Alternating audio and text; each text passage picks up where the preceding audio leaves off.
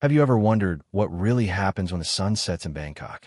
What lies beneath those colorful neon lights and constant smiles that make Thailand Southeast Asia's most sought-after destination?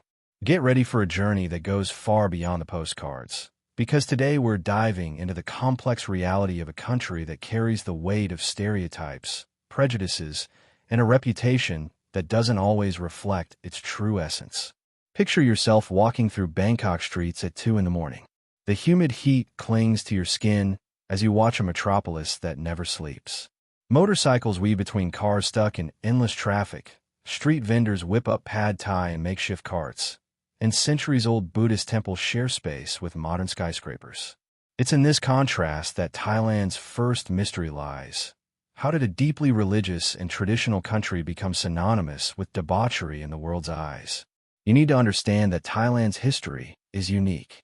It's the only Southeast Asian country that was never colonized by European powers.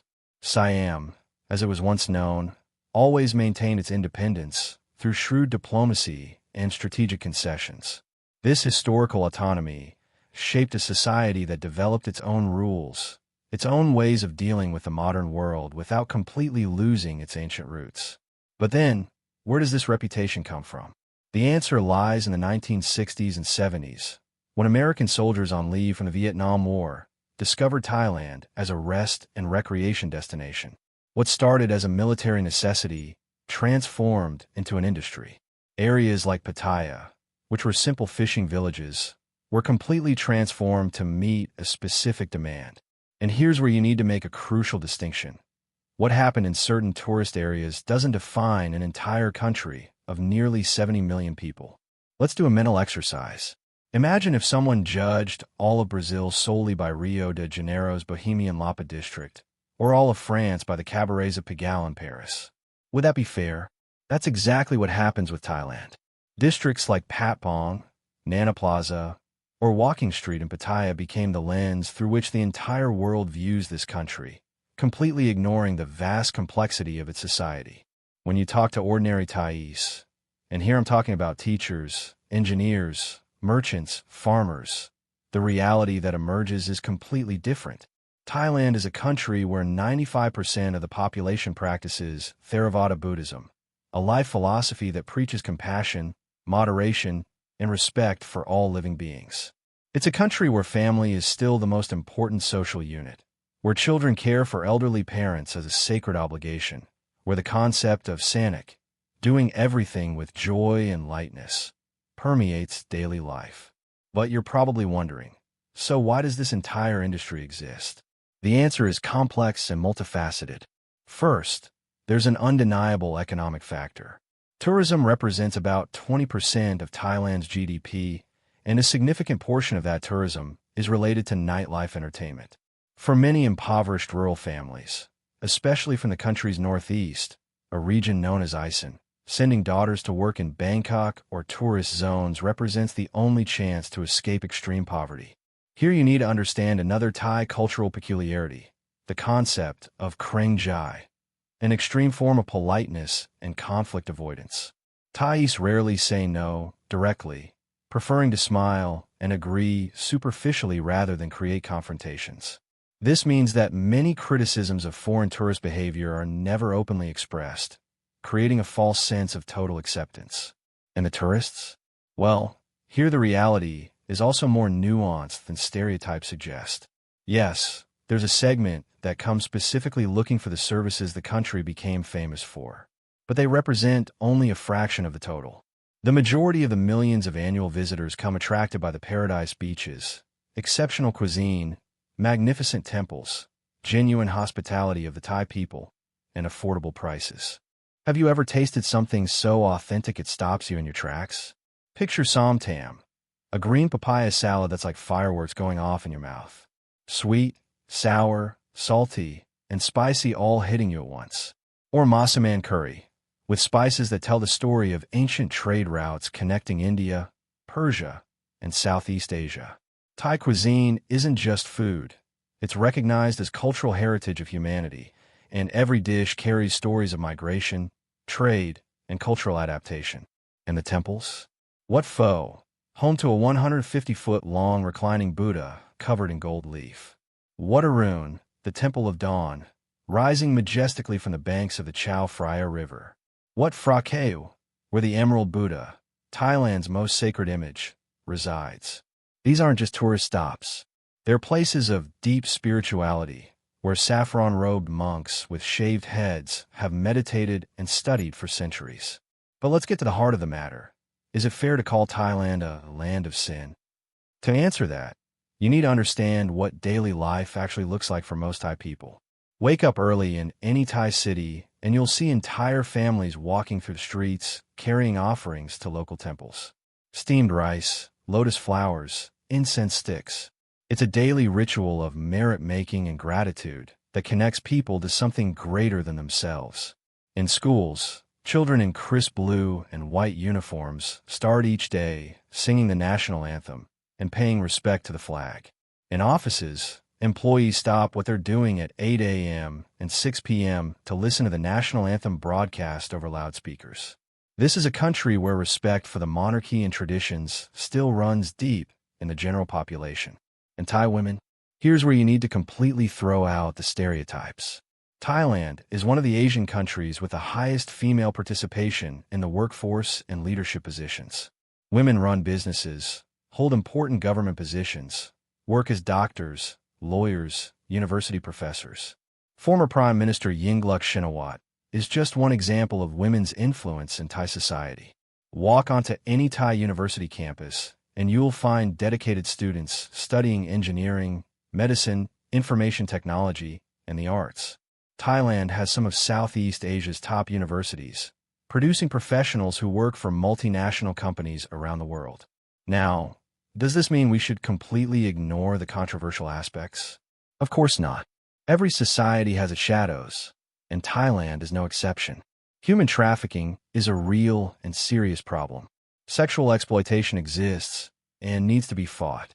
Corruption, while it has decreased in recent years, is still an issue that needs addressing. Social inequality, especially between urban and rural areas, creates vulnerabilities that criminal groups exploit. But here's the crucial question. Do these problems make Thailand a land of sin? Or do they make it a country like any other, wrestling with the challenges of modernization, globalization, and economic development? You'd find similar problems in Brazil, India, the Philippines, Colombia, in any developing nation trying to balance ancient traditions with the pressures of the modern world. What makes Thailand's situation unique is how these problems have become its international calling card, completely overshadowing every other aspect of a rich and complex society.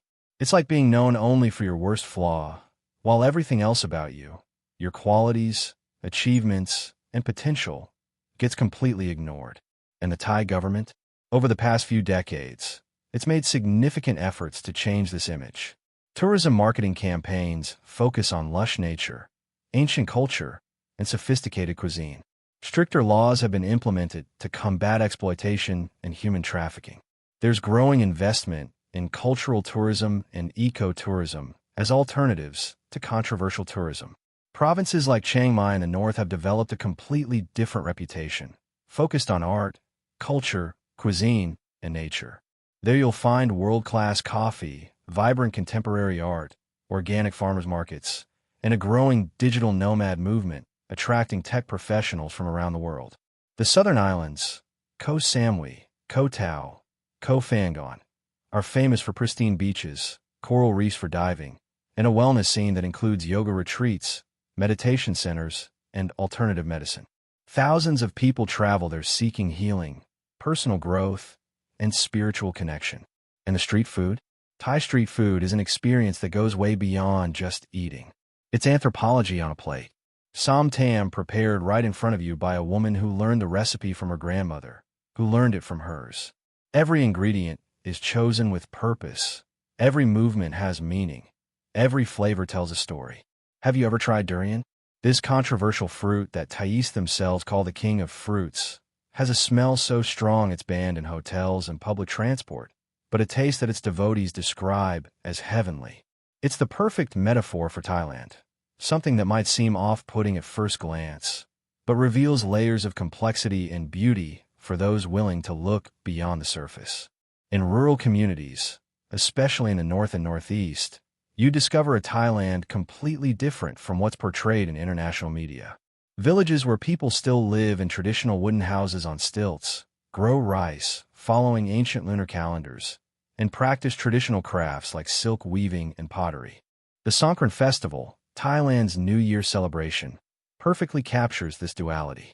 What began as a Buddhist purification ritual, where people would gently sprinkle scented water on the hands of elders as a sign of respect, has transformed into the world's biggest water fight, drawing tourists who see only the surface-level fun while completely missing the original spiritual meaning.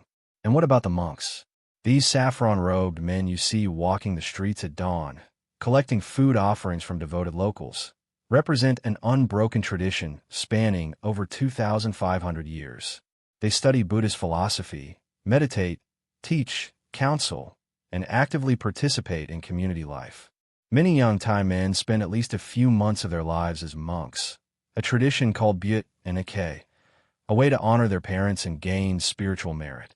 Thai art is another universe completely ignored by these stereotypes. Take traditional Khan dance, with its elaborate masks and coded movements that tell epic stories like the Ramakian, Thailand's version of the Indian Ramayana. Or the traditional music, featuring unique instruments like the kim, a bamboo zither, and complex pentatonic scales that create soundscapes completely different from Western music. In literature, Thailand has produced masterpieces like Phra Phai Mani by Sunthorn Phu, considered the national poet, or contemporary novels by writers like Chart Korb Jiti, who won the SEA Write Award and deeply explores the country's social transformations. And the economy? Well, here you discover a Thailand that's a regional powerhouse in sectors like agriculture, the world's largest rice exporter, automotive industry, the Detroit of Southeast Asia, medical tourism, international standard hospitals at affordable prices, and information technology, serving as a regional hub for companies like Google, Microsoft, and IBM. The question remains, how can such a rich, complex, and multifaceted society be reduced to such simplistic stereotypes? The answer lies in how we consume information about other countries and cultures. We prefer simple, sensationalized narratives over nuanced, contextualized understanding. It's easier to sell the idea of a country of sin than to explain the historical, social, and economic complexities that shaped modern Thailand. But perhaps the most unfair aspect of this entire narrative is how it affects the self-esteem and identity of Thai people themselves, especially when they travel to other countries. Imagine constantly being judged and stereotyped based on the most controversial aspects of your culture, having to constantly explain and defend yourself, having your rich cultural heritage reduced to cliches.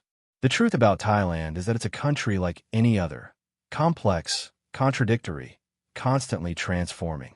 A place where the sacred and profane coexist, where ancient traditions adapt to the pressures of modernity, where ordinary people struggle to balance economic needs with cultural values, where the famous Thai smile can both hide real pain and express genuine joy.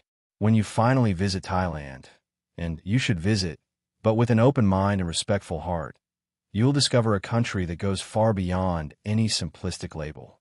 You'll discover temples that take your breath away, natural landscapes of incomparable beauty, a cuisine that redefines your concepts of flavor, people whose kindness and hospitality are genuine, an ancient culture that still pulses vibrantly in the modern world. And maybe, just maybe, you'll leave with a deeper understanding not only about Thailand, but about how our prejudices and stereotypes prevent us from seeing the true beauty and complexity of the world around us. Because in the end, the question shouldn't be whether Thailand is a country of sin, but rather, what kind of people do we want to be when we encounter cultures different from our own? Those who judge based on superficial stereotypes, or those who seek to understand, respect, and learn? The choice, as always, is yours.